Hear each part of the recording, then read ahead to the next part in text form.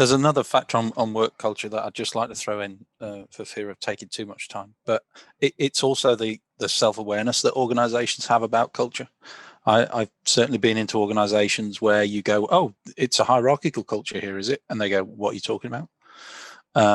Because they don't think about it, conceptually, they don't think about it, and they don't therefore appreciate that it has to be different or could be different. And if it was different, what does different look like?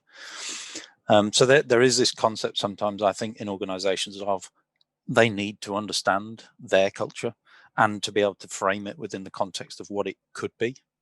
Now, sometimes organizations, deliberately choose one of the cultures that Phil was talking about and that Omar was talking about that you might think, well, I wouldn't want to work in one of those, but they do. And it works, and they make lots of money, and shareholders are happy, and investors are happy, and all of the rest of it. And for me, that then comes down to you and I and anybody listening as individuals to decide whether or not it's the place that we can fit.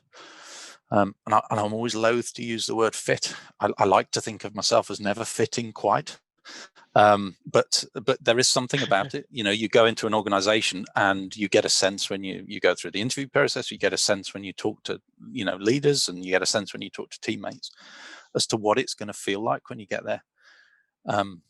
But sometimes that's not a true reflection of what it is. And if you find yourself in a place where you think this just doesn't fit with me, with my core values, what I hold dear, I can't be myself, I can't truly achieve what I want to achieve or do the things that I think are important, that's the point where culture becomes massive.